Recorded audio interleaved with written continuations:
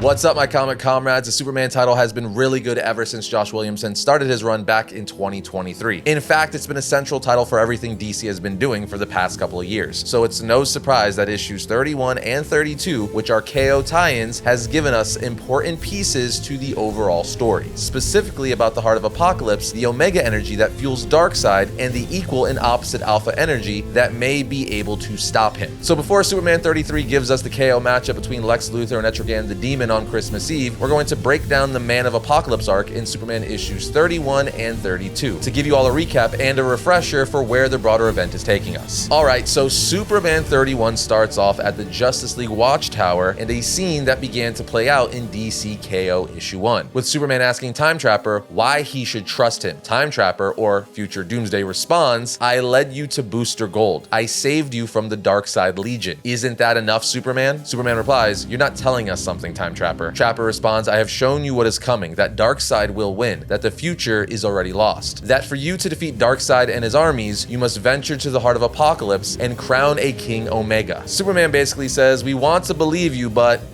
I need more, man." And Time Trapper tells him, "You and I have history, Kal-El. We are connected, our origins, our deaths. Trust is irrelevant. You've seen the truth for yourself. Darkseid is coming. The only way you could save your world is to show no mercy." We then get a splash page where we see Superman and several heroes charging into the K.O. tournament. Now again, we know all this has happened already, but this issue is showing us events before Superman entered the tournament. Anyway, on the next page, as Superman flies to the Arctic Circle, captions say, "Before the fight at the Fortress of Solitude." We then see Superman arrive at the fortress, where he's greeted by his droid Kellex, who says, "You have returned, Superman. The reconstruction of the fortress following Amanda Waller's attack has been progressing smoothly," which of course is referring to the battle that took place during the Absolute Power event. So Superman responds by saying, "Sorry, it's been some time, Kellex. I've been so busy I haven't made the time to check in on your progress and help you with the heavy lifting." He then picks up a crystal and says, "I hope this still works," before plugging it into the fortress's computer. Then on the next page, we see Superman's dad come up as a hologram in the Fortress of Solitude as he says, "My son." Superman says, "Father, I don't have a lot of time, but I have questions about Krypton." His dad responds, "This is why the simulation was provided, why I placed our world's files in your rocket." Superman asks, "What do those files have on Darkseid?" His dad replies, "There is no knowledge of Darkseid in our records." Superman says, "How about a King Omega?" His dad replies again, "There is no knowledge of King Omega in our records." So Superman asks, "Is it possible that not all of the Kryptonian history was within the rocket?" His dad tells him some information was deemed illegal, and there are pieces of history that were never transcribed. Memories that were passed down from generation to generation, ancestral knowledge, life stories that did not need to be filed. But that was all lost when Krypton was destroyed. Superman then says, "I know you're not really you. You're just a simulation the rocket provided to give me history and comfort. So I understand if you can't really answer this question, but Father, why did you only save me?" His dad's simulation answers, "Because your mother and I love you and wish to save you." Superman then asks again, "What about a larger shuttle?" His dad tells him space travel had been illegal on Krypton for generations. Knowledge from outside our world was forbidden. Because of this, I was forced to build your rocket with limited resources and in secret. So Superman asks his dad yet another question, saying, "What if you had unlimited resources? If you could have helped and had resources and the ability to build more shuttles, what would you have done?" His dad's simulation answers, saying, "I would have saved everyone." Superman then says to himself, "Everyone. Thank you, Father," as he flies off and we're taken to LexCorp. But before we see what happens next, we've got a key comic to give away, courtesy of today's sponsor, Whatnot. We're giving away an important piece of the Mad Titans history with this CGC Signature Series 9.6 Infinity Gauntlet #1, signed by the great Jim Starlin. This is an iconic Marvel comic and signed key issue, so I am super excited for one of you guys to bring this home. And all you have to do to enter is click our Whatnot invite link in the description or scan the QR code on screen to create a new Whatnot account, which will also give you a free $15 credit to make your first purchase anywhere on Whatnot. Then once you're all set up, come back and drop your Whatnot username in the comments section of this video to be fully entered to win the signed CGC 9.6 Infinity Gauntlet #1. You'll have through December 31st to enter, then we'll choose a winner at random and announce the winning username on the Variant community page here on YouTube on January 5th. But if you're not familiar with Whatnot, it's the best social marketplace and live selling platform out there where you can find almost anything you can think of. In fact, Variant has had a Whatnot shop for a couple of years now, and we currently have a ton of high demand and signed comics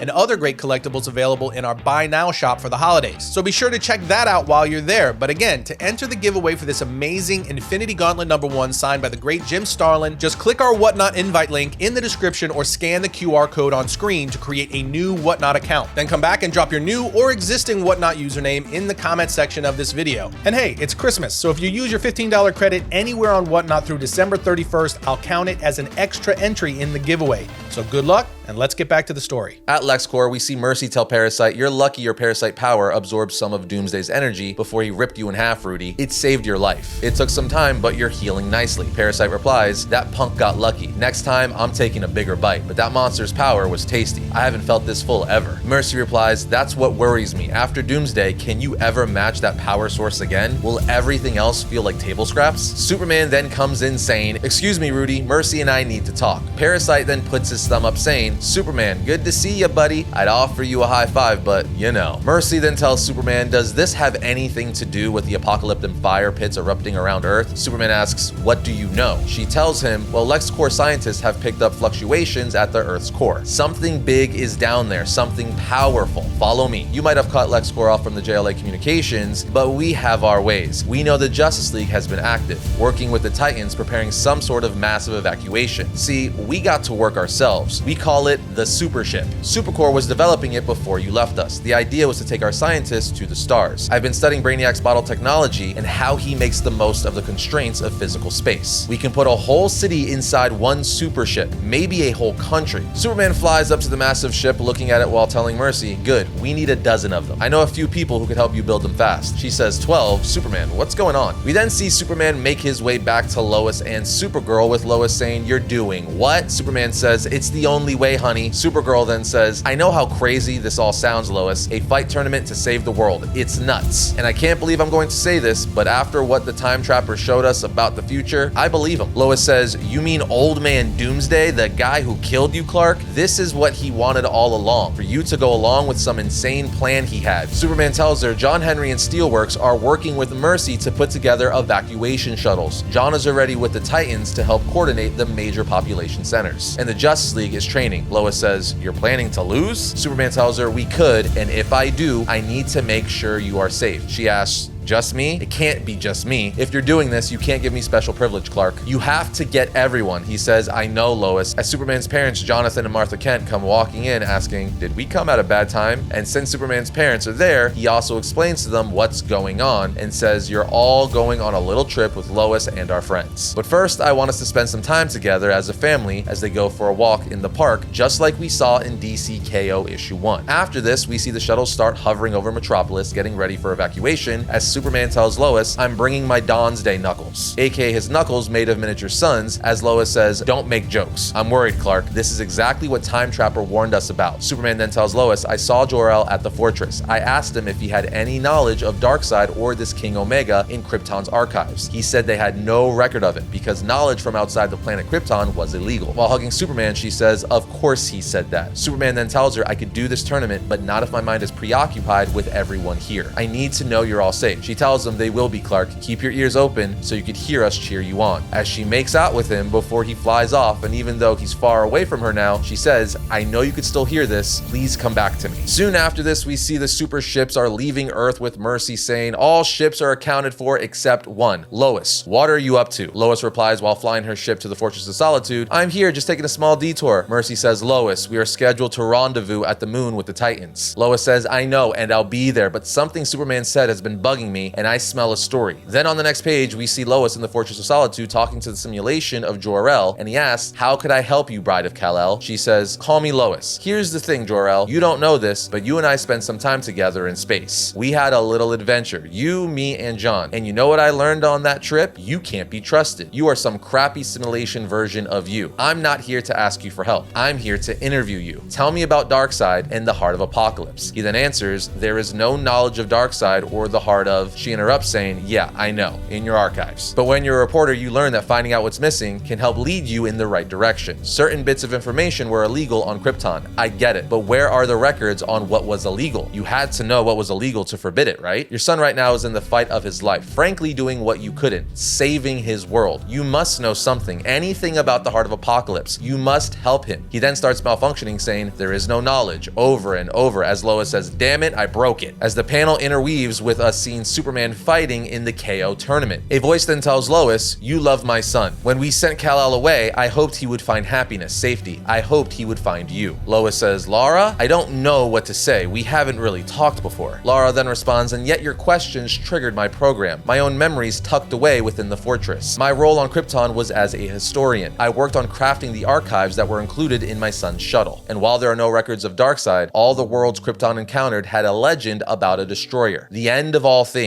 a dark Omega presence that wanted to control all. The final god. Our scientists hope to create a champion to stop him, to change the future. But for there to be an Omega, there must be an Alpha. I believe Doomsday was created to be that. His powers of recreation and rebirth are in direct opposition to everything the King Omega is." Lois then says to herself, "Doomsday is the Alpha. Clark needs to know, but he needs to talk to you. How the hell am I getting you to him?" But as soon as Lois finishes her sentence, someone or something comes crashing through the Fortress of Solitude, and when she runs over, she says, "Clark?" But we see it's Superboy Prime as he says, "Wrong Clark." She then helps him up saying, "Prime? Superman said you were stuck in the future." He replies, "I was. I managed to hold Darkseid's army off, but they were too many. I know what happened to the rest of the legions. All the legions. I gotta tell Superman now." Lois says, "You don't know? I need to talk to him too, but he's gone and I have no way." But before she could finish her sentence, Sunboy arrives saying, "Nice try, Superboy. We know Superman and the Justice League are trying to capture the Heart of Apokolips. Darkseid is coming. We've already won. They left you to die." Superboy says, "I'll stop you, Sunboy." He asks, "How?" "You're alone. No one can save you." Superboy says, "There's something you forgot about." Sunboy asks, "What's that?" Superboy smiles as we get the last page reveal of Lois Lane getting superpowers once again, asking, "What the hell?" As Superboy says, "You blasted her with your sun powers, you dork. Superwoman is back." Yeah, that's an epic last page reveal, but not as big as the confirmation that Doomsday is the Alpha. That is a crazy important piece for the war against Darkseid. And with that, let's jump into Superman issue 32. The issue opens up with captions that say "before," followed by 4 panels on page 1 that flash back to when Lois lost her Kryptonian superpowers. For those of you not up to speed, during the events of the Absolute Power story arc, Lois became Superwoman, but eventually she mysteriously lost her powers and she returned to her normal human state. Anyway, as Lois is being examined, we see Mr. Terrific say, "You're right, Superwoman, your powers are gone. It appears the power cells in your system are completely drained and Yellow Sun is not recharging them. And since we don't know where they came from in the first place, we have no idea if the powers went back to their original owner or if they're gone completely. That isn't to say they can't return. We'll need to run more tests." Lois then replies, "But I didn't want more tests. I had already made peace with losing the powers. I felt it in my gut that they had disappeared forever." However, on the next page, we return to the present where Lois has suddenly regained her powers, and as she uppercuts Sunboy, she says, "And normally, I hate when my gut is wrong," with Superboy Prime cheering her on saying, "Take that, Sunboy, ya dork." Lois then looks at her fist and says, "The powers, but for how long?" Superboy Prime chimes in with, "Probably not long enough, Lois. We're in the middle of an event, which means the rules on time and continuity are a bit tricky. We gotta go and we gotta go now." But let's pause for a second because I love that Superboy just said we're in the middle of an event, which means the rules on time and continuity are a bit tricky. Clearly being a very meta way to let us readers know that a lot of things that happen in this event may or may not stick, as events often change certain aspects of continuity. Anyway, Lois then tells Superboy Prime, "We can't leave yet, Prime. The Kryptonian archives here have information about Darkseid, Doomsday, and the tournament. We have to protect it. Get it out of the fortress and to Clark before," but she's interrupted saying, hold on. What's this about a tournament?" Then on the next page, we get flashbacks and a bunch of different scenes taking place during round 1 and round 2 of the DC K.O. tournament while Lex Luthor narrates. And he says, "After everything we went through together, you didn't think to come to me? I know we've had our arguments, our feuds, but this is the end of the world we're talking about. Darkseid seems to bring the end of everything, and yet you still couldn't trust me? You tried to lock us up, hide us away like we were only part of the problem and never the solution. You and the Justice League took away our choice. Imagine what this could have been if you came to us, asked us to help. So instead of being on the same team, we must compete with each other. You have your people and I have mine. I'm surprised you decided to go through with it, to be honest. That you, of all people, would allow the creation of a death tournament." As we see, he's talking to Superman. He then tells Superman, "But that all being said, I'm happy to see you because I want you to witness my victory." Superman says, "Terrific sent you to the Phantom Zone. We had a plan. How did you do it? How did you escape?" Luthor says, "You're smart enough to know the saying about gods and plans, right? Even if you have literal gods standing by your side." Then when we turn the page, we get a flashback of 1 week ago of Time Trapper telling the Justice League that the only way to defeat Darkseid is to steal the Heart of Apokolips, gaining its power powers to become King Omega. But if you remember from DC K.O. issue 1, Grodd was there with Time Trapper and World Forger, and Grodd still has a telepathic link or mental connection to Lex Luthor, and is letting Lex Luthor hear everything the Justice League, World Forger, Time Trapper, and everyone else is talking about. From here we get Grodd's perspective as he tells Luthor mentally, "You hearing this?" Luthor answers, "Every word. Thankfully, you've maintained our mental connection over the years, Grodd." Grodd then tells Luthor the heroes are building a plan whether our old buddy in blue likes that or not. The Justice League are going to work together to throw everyone they don't like in the Phantom Zone. They say it's to protect us, but it's really because they don't want us to enter this tournament of theirs. As we see Mr. Terrific tell his T-Spheres, now imbued with the Phantom Zone projector, to get to work trapping all the villains in the Phantom Zone, as we see them do just that like we saw in DC K.O. issue 1. Except this time we get the villain's perspective as we see King Shark, Cheetah, Giganta, and Starro. And all four of them are like, "This ain't no Phantom Zone." Cheetah says, "I know exactly where we're at. Our old home, the Legion of Doom headquarters." All of them start asking, but how could this have happened? The Justice League is going to realize we've gone missing and send someone after us. But then Lex walks out of the shadows saying, "Hard light holograms, my dear Giganta. An old trick we used back in our Injustice days. As far as the Justice League knows, we are in the Phantom Zone. Because we had advance warning, I was able to redirect some of Terrific's T-Spheres to here instead. It will only buy us some time, just enough." King Shark asks, "To do what?" Luthor says, "The Justice League is trying to capture a weapon called the Heart of Apocalypse. To do so, they need to enter the tournament and prove to themselves that they can be ruthless, to not hold back, to show no mercy. In short, they need to show they can be us. And if that is the only way they could save the world, they will fail. At some point, they will hesitate, they will show mercy, and the winner has the opportunity to defeat Darkseid, to fix the world. And who better to fix the world than me?" We then see Lex continue to walk out, wiping shaving cream off his face with no shirt on, looking jacked as crap. Cheetah then says, "It's always about you, isn't it, Lex?" Luthor asks, "You think you will win, Cheetah?" She says, "You may be smart, but you do not have my fighting prowess," as she quickly blitzes Luthor, putting her claws on his face. But wouldn't you know it, the Joker then shows up saying, "Lex, Lex, Lex, you and me back at it again, just like old times. Shall we stab each other in the back now, or wait until the end of the tournament? And this bunch, this is who you chose to bring along for the ride?" Giganta says, "I'll smash you, clown," but the Joker tells her, "In heels, I hope." Luthor then says, "Enough. This group will infiltrate the tournament and win. Simple strategy, Joker. Not everything needs to be chaos." Starro then asks, "Wait, how are we getting to the tournament? Where is it?" Luthor says, "The center of the earth. The League is taking a nexus to Skataris as the gateway." Starro asks, "Skataris? Are you nuts? How are we going to get there without anyone seeing us? If we're flying in a jet or something, they'll know." Lex says, "Then we'll have to be smarter and use my own creation to sneak past them," as we see Luthor give them all suits specifically created to enter the Nexus. Captions from Luthor then say, "You want to know why I will win this, Superman? It has nothing to do with how strategic I can be. And it's not just because I can go to the depths of my soul, far past anything you're capable of. It's about sacrifice. I have no problem with my allies falling off the field of battle. They can all die as far as I care. And the thing that is going to really get under your skin is some of your friends are going to start to see it my way." As we see moments from DC K.O. issues like Joker eating people and stepping on Giganta after getting the Atom Belt. We also see Luthor saying this to Superman with Superman's eyes glowing red with heat vision, saying, "That's enough, Luthor. I don't care what happens next. You are not winning." Luthor tells him, "You can't see your biggest weakness, Clark. You care. Not just about the people here. You're distracted by what is happening outside as well." As we see panels from other DC K.O. tie-ins like Superman vs. Atom and Lex Luthor vs. the Demon. The comic then brings us back to the Fortress of Solitude as Superboy Prime tells Lois, "I can't believe there's a death tournament and I'm missing it. I should totally be in it. I'd kill everybody, punching heads off left and right." Lois says, "Oh really? I thought you were done with killing people." Prime says, "I'm saying I could do that, not that I will. Do you have any idea how OP I am? I'm a power scaler's dream and I love a good tournament." It is absolutely hilarious. If you know anything about the online fictional character debates, you know that statement is freaking hilarious and clearly Josh Williamson talking to us, the fans, about power scaling. In any case, Lois says, "We need to focus, Prime. Find a way to get the lost archives to Clark. He needs to know the truth about Doomsday's creation." Before Darkseid's little minion here wakes up, referring to some boy who she just knocked out. Prime then says, "Hold on, I totally realize where we are. I think I got an idea. I'll be right back." So he flies off as Lois says, "I should ask Martha whether he ever took in strays as a kid." But a voice voice then says, "You think Prime is annoying too?" As we see Sunboy get back up with his reinforcements arriving, as he says, "How about you join us, Superwoman? You can prove your loyalty by killing the multiversal brat." She just looks at him for a second before saying, "How about no?" Sunboy then tells her, "Then you will die like the rest of the world." So they try to attack her, but she flies up saying, "Prime." He then pops out of a hall saying, "Hold on, where are you?" As Sunboy says, "These Kryptonian archives are a threat to the final god. They must burn." Lois says, "No, I don't care if my powers fail fighting you. You're not destroying those archives." But one of Darkseid's subjects says, "You should have kept running. Powers or no powers, we're gonna kill you." But Prime then comes in saying, "Not today, nerds. Superman is here to save the day," as he arrives with mother freaking backup in the form of Superman himself. Lois says, "Clark?" as Superman, Superboy Prime, and Lois start taking down Darkseid's Legion. During the battle, Lois asks, "How did you find him?" Prime says, "I'll explain after we deal with the Edgelord Legion." Lois then says, "I lied to Clark. I didn't miss the powers, but I did miss fighting by your side," as she uses her frost breath to stop Sunboy. The three of them are then able to stop Darkseid's Legion as Prime says, "Quick, quick, quick, move, move, move. The Legion are like damn cockroaches. You stomp one and a dozen take their place. If we're getting these archives, we need to get them now. Hey, Superman's mom, don't worry. I know what to do. Superman, come here." Lois asks, "What's going on here, Prime?" "Clark, what happened in the tournament? Where is everyone else? Where's Bruce, Diana, Kara?" But Clark doesn't answer her, so she puts her hand on his shoulder to make him turn around, saying, "Clark, how are you?" But when he turns around, he says, "Don't worry, Lois. I'm okay, honey." As we see it's Cyborg Superman, as half of his skin from his face has been removed, exposing the robotics underneath. She then goes to punch him, but Prime stops her, saying, "He's not Cyborg Superman. He's one of the robots Clark made a long time ago." As we see an army of Superman robots made by Clark behind Prime. And Prime continues to say, "And if we want to get the truth about Doomsday and Darkseid to the real Superman, we need to get him to Time Trapper," as we see Time Trapper being choked out by Darkseid in the form of Booster Gold. And with that, the issue ends. And there you have it, friends. Superman issues 31 and 32. One of the key tie-ins for the DC K.O. event. And now we're going to see what happens next when Prime brings his Superman army to Darkseid. But as always, we want to know what you guys think, so let us know your thoughts down in the comments. And other than that, we'll see you next time when we talk about all things comics.